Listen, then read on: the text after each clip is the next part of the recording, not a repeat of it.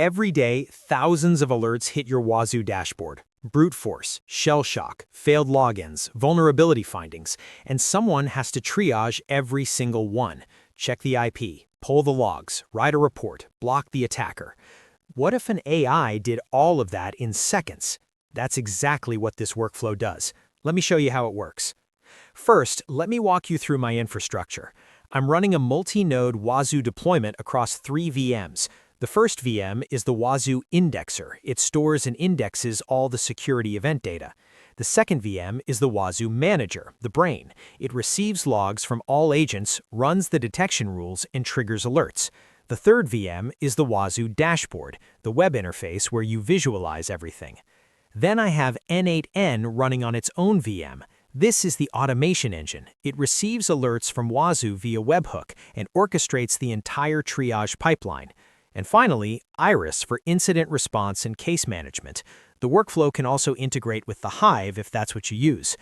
Everything starts here, the alert webhook. When Wazuh detects a level 12 or higher alert, that's the serious stuff, it sends the full alert payload to this webhook. Right next to it is the configuration node. This is the single control center for the entire workflow. Every threshold, every toggle, every setting lives here. Buyers edit this one node and they're done. VT thresholds, block toggle, whitelist IPs, notification channel, Ollama model, all in one place. Next, the alert hits the input sanitization node. This validates every IP address against IPv4 and IPv6 patterns and strips any shell metacharacters. Why? Because the source IP from the alert gets used in SSH commands later.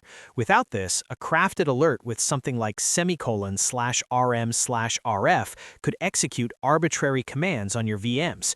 This node makes that impossible. Then we hit the deduplication node. It fingerprints every alert by combining the source IP, the rule ID, and the agent name. If that exact combination was seen in the last 15 minutes, it skips processing. One brute force attack can trigger 50 identical alerts. With dedupe, you get 1. Now it gets interesting. The workflow detects the operating system of the affected agent. It checks the agent OS field, the decoder, the program name, the full log content, even the syscheck paths, Linux, Windows, or macOS. Based on the OS, it routes to the correct pipeline. Linux alerts go through bash commands, Windows goes through PowerShell, macOS uses the unified logging system, and there's a fourth branch for vulnerability detector alerts. We'll get to that. While the logs are being pulled, 2 enrichment queries fire in parallel. VirusTotal checks the source IP against 90+ security vendors. AbuseIPDB checks its abuse confidence score, how many times the IP has been reported, the ISP, the usage type. Both results get merged into a single enrichment package. The combine enrichment node calculates a combined threat score from 0 to 100. VirusTotal contributes up to 50 points. AbuseIPDB contributes up to 50 points. Anything above 70 is flagged critical. Meanwhile, the workflow SSHs into the affected VM, pulls the last 200 log lines from the right log source, auth.log, syslog, journald, whatever the alert came from, and feeds them to an Ollama AI model. The AI extracts failed logins, successful logins, ports targeted, attack patterns, timestamps, and severity. Raw logs in, structured security events out.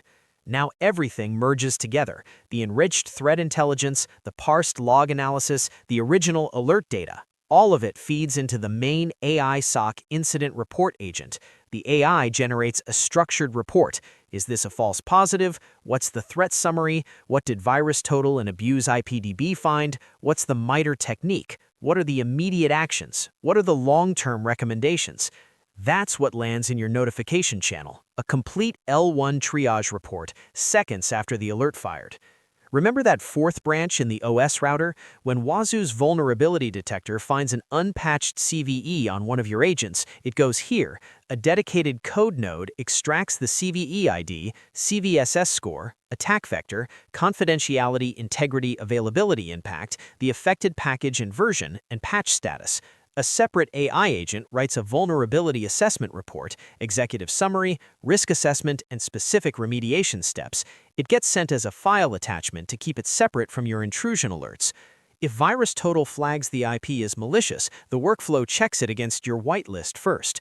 RFC 1918 ranges, common DNS resolvers, any IPs you've added. Only if the IP isn't whitelisted does it run UFW deny across your VMs via SSH. Automatic blocking with safeguards so you don't accidentally block Cloudflare or Google DNS.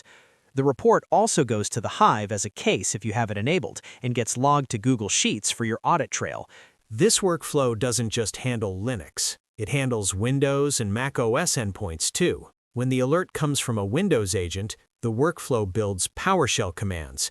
It detects the log source, security event log, sysmon, PowerShell operational logs, Windows firewall, DNS, RDP, and builds the right get-win event query to pull relevant events. If there's a source IP, it filters for it. If not, it pulls the most recent entries. Same logic for macOS. It handles the unified logging system, system.log, PF firewall logs. Each OS gets commands built specifically for how that system stores and retrieves logs. And here's the key. Both paths feed into the same pipeline. The logs get extracted, passed through AI summarization, merged with the enrichment data, and the AI writes a full incident report. Same quality report whether the alert came from an Ubuntu server, a Windows workstation, or a Mac endpoint. 3 operating systems, 3 command sets, 1 unified report output. That's what makes this workflow production-ready for mixed environments.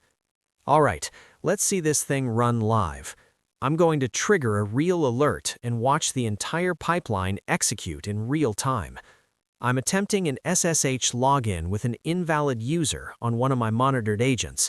This will trigger a Wazuh rule and send the alert to n8n. There it is.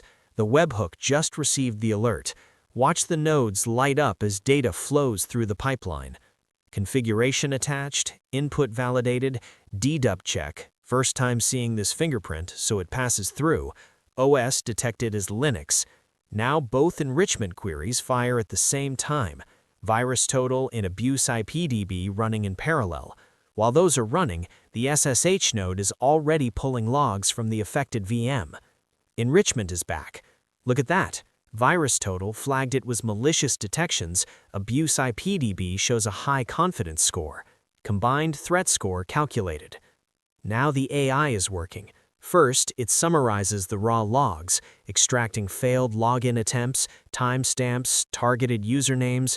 Then the main AI agent takes everything, the alert data, the enrichment results, the log summary, and writes the full incident report. And there it is. The report just landed in Discord. False positive assessment, threat summary, multi-source intel findings, MITRE mapping, immediate actions and recommendations. Complete L1 triage. From alert to report. Look at the timestamps. That entire pipeline, validation, deduplication, dual enrichment, log pulling, 2 AI inference calls, notification delivery. All of that just happened in seconds. And because the threat score was high enough and the IP wasn't in the whitelist, the workflow already blocked it automatically, no human intervention. That's what this workflow does every time an alert fires, 24/7 while you sleep. And if anything breaks, VT rate limit, SSH timeout, Ollama down, the error trigger catches it, formats an error report, and sends it to Discord. No silent failures. You always know when your automation needs attention. 73 nodes, multi-OS, dual threat intelligence, AI-powered reports, auto-blocking, vulnerability assessment, deduplication, error handling, all running locally on Ollama with 0 cloud dependency.